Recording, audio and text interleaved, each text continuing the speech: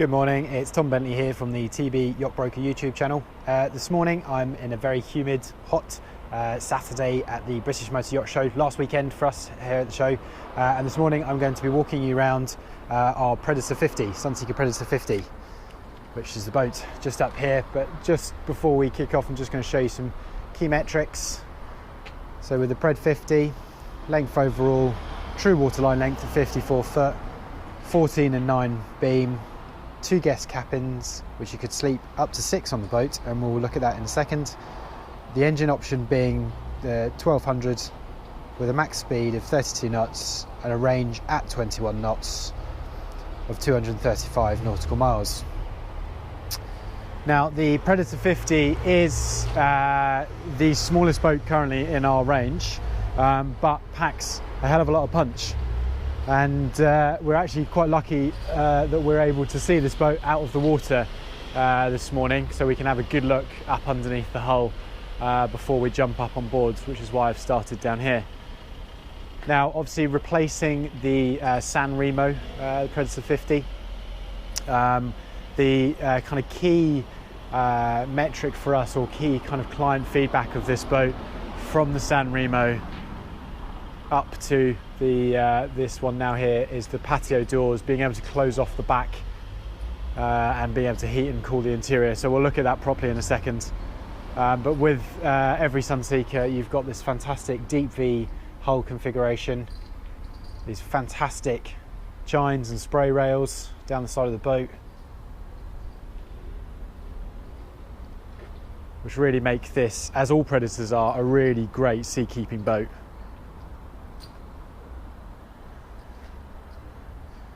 While we're at the back, just another look down the side of the hull.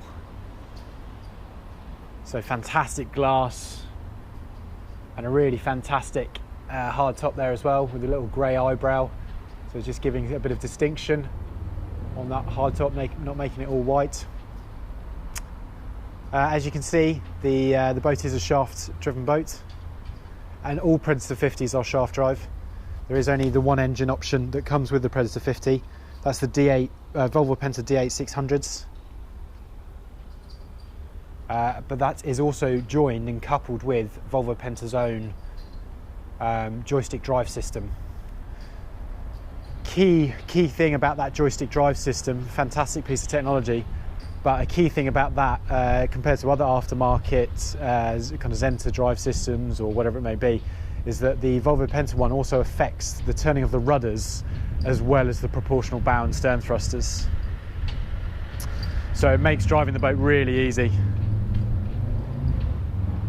So just walking around here at the stern, it's quite rare for us to get up underneath these. So obviously we've got, this is actually a fixed stair unit here, so that when the bathing platform is lowered down, you can still walk up to the boat.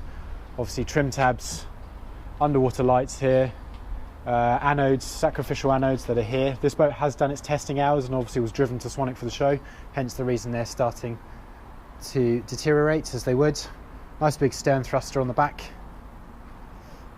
and actually quite a nice shot here of the offset rudders.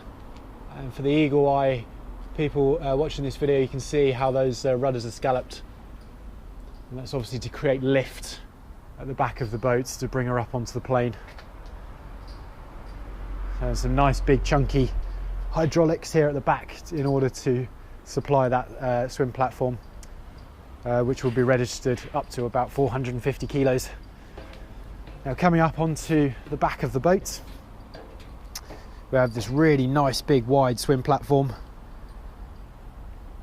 and up underneath this piece here is the tender garage. So in there we can fit up to a Williams 325 jet tender. And one of the pieces that I really like about the Predator 50 is the fact that you've got a dual access staircase either side of that tender garage, and it's symmetrical either side as well, which makes you feel like you're on a much bigger boat. Stepping onto the swim platform, just coming around to the right hand side, with the med spec on this boat, you've got a pass rail that comes out of the top of there, cross med cleats, so you can obviously cross more stern to mooring. And just going to come around the other side here for you, you've got a shower based in this unit just here. Some nice big chunky steps, LED lights all the way up the side, and obviously the cross rail, cross stern cleat on that side as well. Now I'm just going to show a couple of key pieces here. The tender garage underneath, it comes with a obviously a winch at the front, but also a tender recovery roller system in order to move the tender in and out of the garage. We've got these stainless steel plates that are obviously built into the teak deck to stop the damaging of the teak. And on this piece here you have an additional kind of stainless steel loop with 2 wheels set on the top of it, which will aid that tender to roll out. But I get a lot of questions about what this unit here is for, so I'm just going to lift that up and show you what that is. It's essentially a hole in the swim bathe platform, and the reason for that is that when with most Williams jet tenders, they obviously have the jet kind of piece and hub out the stern of the tender. So when the boat is resting up on this piece and you're bringing the tender platform up, it's to stop that jet kind of piece off the back of the tender damaging the teak and being crushed when it gets lifted up. So it's got the kind of the room to maneuver. So that's what that piece is there for. Coming up into the cockpit, as you can see, we've got the extended canopy off the top of the hardtop out this morning, and the poles are there to support it as well. Now if you were just stationary at anchor, you wouldn't need those poles there. This is just for when you're driving the boat along. So if you wanted to bring the boat up to a cruising speed of 24 knots, you would want to put the poles on just to stop the canopy flapping around. Now looking at the saloon here, we've got a really nice, just to the back there, a really nice carbon fibre ensign pole. This is a multifunctional kind of seating group. So at the minute it's set up with the idea that your backrest would be then allow you to sit at this table, but it also rolls forward and becomes the headrest for that sun pad. So a really great use of space in that respect, and giving you a couple of options. You've got some nice big cup holders and some nice big rails as well to walk past. And I'm just going to take these flowers off of here for you so you can really see the full width of this table. So once that folds out, as you can see, just step back there, you can really use that and get some at least 3 people down either side, and maybe a director's chair just here as well, to really use that table as an outside kind of al fresco seating group. Obviously on this size of boat as well, it's really quite rare to have an aft facing seating group as well. So obviously with the view tending to be behind us most of the time, the boat's laying into the wind, having this aft facing seating group just here is a really wonderful piece. You've got space for a life raft up underneath there as well, with a quick access hatch and a storage bin locker down the other side of there as well. And just the last piece I'm just going to focus on in this kind of cockpit area is the way that window has then cut into this piece here and followed the line of the window, but just gives you a bit of kind of access to look out. So that's a really nice touch. Some manufacturers would have just gelled over that and just left it as is. Now, as I mentioned at the start of the video, the key aspect of this boat is these patio doors. So as you can see, they're currently in the up position, but that whole piece will drop and shut off this area here, and then this door, which is currently locked up against this piece to stop it flapping around, but that door will then close across from there. So now the ability to interiorly heat or cool the Predator 50 is a really good selling point, and for UK boaters wanting to heat the interior, or for med style boaters wanting to cool down the interior, it really makes a big difference being able to shut off those back doors. Now coming into the saloon area, this boat's been spec'd with a Wenge satin style colour, and then you've got these really nice white fabric seating group, big wraparound seating group just here, high-low table just here, so you can adjust that into a coffee table style. Nice, fantastically big windows down the side of the boat, really light and airy in here. We've got the hardtop closed at the minute, but it's still, as you can see, really light and open with all that glass coming down. Now looking at the what I like to call the internal wet bar, You have a TV that comes up on a fall and rise out of this unit just here. You've got your Sunseeker storage glasses, as per usual with every Sunseeker that you buy. A 20 bottle wine cooler just here, and an ice maker built in underneath here as well. You also have a serviceable sink just up underneath this piece here as well, which is quite a nice touch. So actually you wouldn't necessarily need to drop down to the galley every time if you wanted to prepare some food or grab a drink or whatever it may be. You can stay up in the area here. And obviously with that patio door, just looking back across the cockpit now, that patio door open, that's really what Predators are really best known for, is kind of creating this no barrier feel between the interior and outside portion of the boat. Blinds head up behind all of these units here. We've obviously got our Dometic air conditioning, reverse cycle air conditioning units just here, and they are obviously all around the boat for heating and chilling. In this little locker here, we've just got a little bit of storage and also the Fusion head unit as well. And just before we come up to the helm, I'm just going to point out this seating group just here on the left of the helm. Now I really like this seating group, mainly because we've purposely kept the seat backs, as you can see, all the way around high. Not high enough to intrude on the windows, but high that you can use them to face kind of every which way around the boat. So you're not kind of forced into only facing forwards. You can look down, for sake of example, down the back of the boat and still engage in conversation. So a really nice little area just up here opposite the helm, and a really nice kind of fashionable chunky handrail just here. Now coming up to the helm space, we have an electronic window just up here, so you can pop your head out of the window, and I'm just going to pop the sunroof open a little bit just while I'm talking, so we'll have a look at that in a sec. But you've got a really nice grey leather seat, double kind of side-by-side seat with a bolster. There's some really nice stitching just down here as well, and as you can see, a teak step to give you a little bit of extra height for some visibility. A nice Sunseeker steering wheel just here, your twin sticks, but also your Volvo Penta joystick is just over here as well.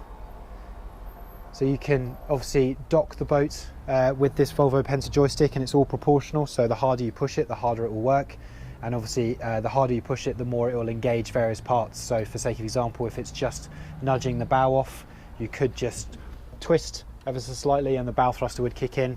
But if I really wanted to move the boat horizontally sidewards, I could just push the whole lot over, and I might then have the stern thruster kick in. And if I'm really working it to get over there, then you'd have the rudders and the props kick in as well to give you that extra force. The boat obviously can turn in its own length as well by twisting the top of this.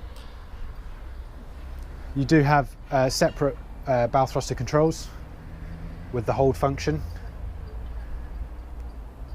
and again, you may well notice that there is no autopilot down here on the dash, and that is because it is an integral part of these Garmin screens. So I can set my waypoint, for sake of example, and then if I wanted the boat to come off by 2 or 3 degrees to starboard, say, I would just 1, 2, 3, and that would bring the boat off on autopilot by 3 degrees to starboard. I've also got 5 and 10 degree buttons built up into the helm as well. If I really wanted to, I could set the revs at, let's say, 2,500, and then I could just drive the boat off of the joystick if I really wanted to as well. So there's a really multifunctional usage of this piece here. We've also got a Fusion head unit up the top here as well. Obviously keyless starts, USB sockets and a 12 volt socket.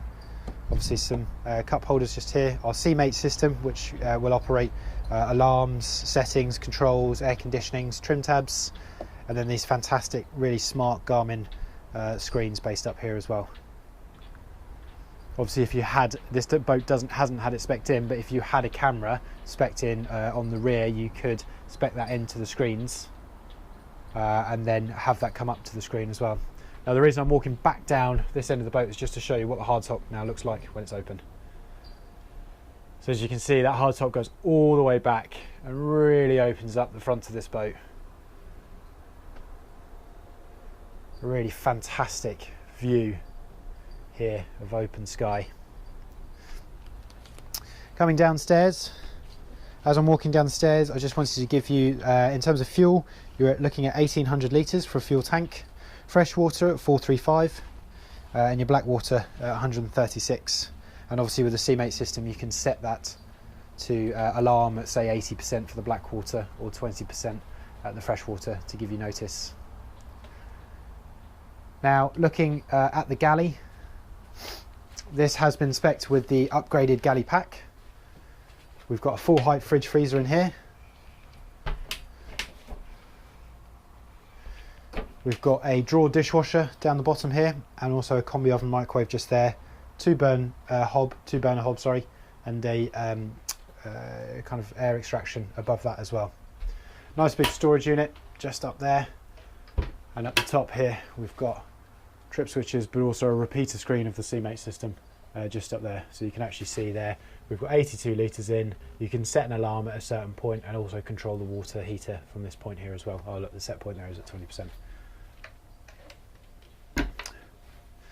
Nice big sink, and then obviously we've got all of the crockery and cutlery and crockery built in here, so it's all really been thought about and packaged really well. Really nice return up underneath here of this breakfast bar. You could put a couple of stools here quite happily, and you could use that as a breakfast bar for the kids in the early morning. Now, fans of the Sunseeker Predator may have realised as I walked down the stairs that this is actually the 3-cabin version Predator 50. So this is one of the first 3-cabin 50s that I've seen come out of the factory. And I have to say, I was a little bit sceptical about what the 3-cabin version would look like. I was a bit worried that this, by having a wall here, we would end up corridoring this piece down here, and it would make it a bit more dark and dingy downstairs. But actually, I'm really impressed with how this has worked out. The light still gets to us by this big cutout that's above us up here. And obviously with having a bunk room in that piece there, what you lose is you lose a seating group over on that side. But as Predators are known for being most of the entertaining being done upstairs, and just coming down here to sleep, that this 3-cabin version makes a lot more sense. And actually, when you get to a 3-cabin 50-foot boat for the kind of money we're talking about on this spec, being at 964 ex VAT, it's actually becoming a lot. So we've got storage in all the top lockers up there, 2 bunks, another storage unit just down there. There's actually a TV up into that wall, and if I come in behind this door, there's actually a full-length wardrobe as well and more storage. So they've really been able to do a lot with this cabin, or a lot with this space, sorry, in order to create this cabin. So I really think the 3-cabin version works fantastically well. Coming forward, we obviously have the day head on the right hand side here.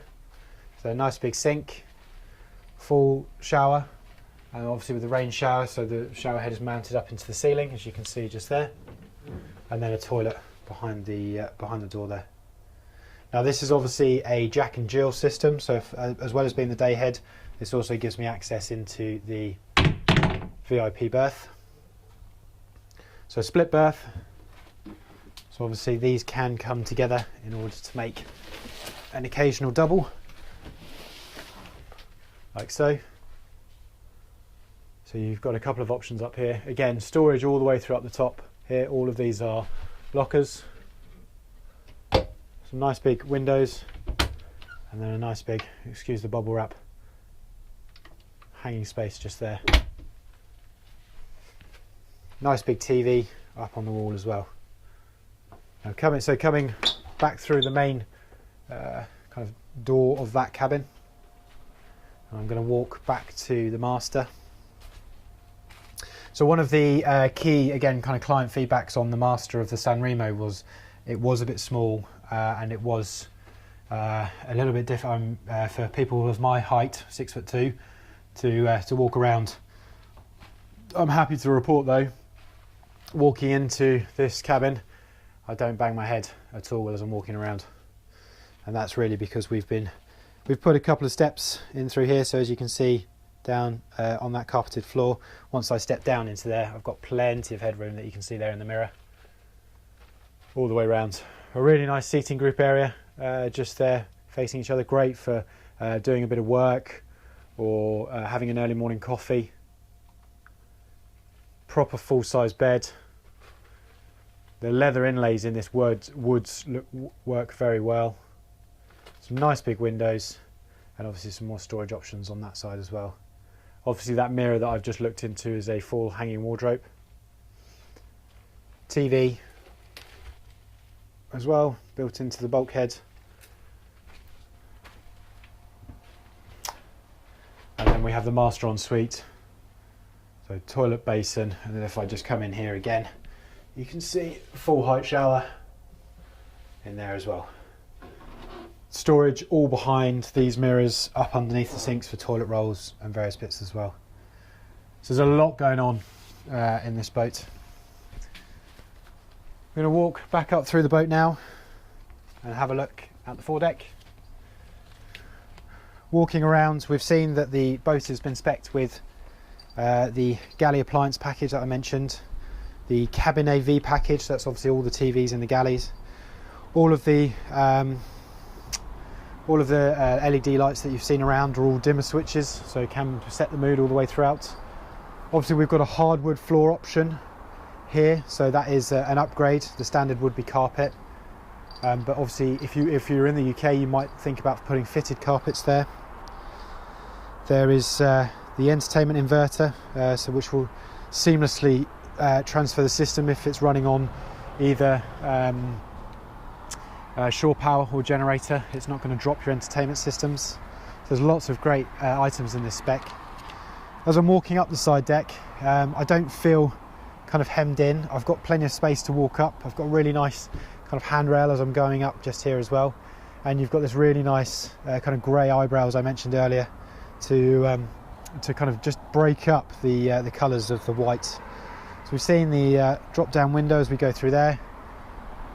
Just before we get to the foredeck, we'll come back to that in a second, I just want to show you the breadth of this hardtop being open.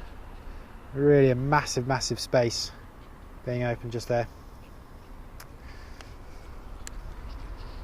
So coming round, so the minute we've got the sun pad set up in such a way that it is the full sun pad. So you've got the infill cushions here in the middle, some nice big speakers up this end as well, and some more LED lights as well. These two cushions can be removed, so those two cushions there can be removed, so you can kind of swing your legs up across the sun pads just to make it a bit more accessible. And as you may have seen as I was walking past, you've got these stainless steel pieces here which create a kind of a tonneau cover, a pram's head style bimini to create shade up around this area here. Coming forward, nice big anchor locker, so plenty of room and storage in there for fenders and lines. We've got a freshwater washdown point up there at the top to be able to plug into the freshwater system, and obviously your foot controls for the windlass. And just coming around the other side, these rails here that you can see, and there's one right at the top there as well, is for a covers package, so you don't have to rip off the cushions every time you use the boat. You can just put a cover, weather cover over the top. And there's another fusion head unit up here as well to control the music. So that's obviously, the boat has had its premium AV upgrade in terms of being able to control the music as well. So just walking back down the other side of the boat, obviously because it is all symmetrical and everything's nice and simple in that way, I can walk back down this side, and you can see the shot of the cockpit from this side here as well. So this is one of the only, excuse the motorbike, one of the only three cabin version Predator 50s available currently. You may know that the Predator 50 is due to change to the Predator 55 by the end of this year, and thus this is the only available stock boat in a 3 cabin layout.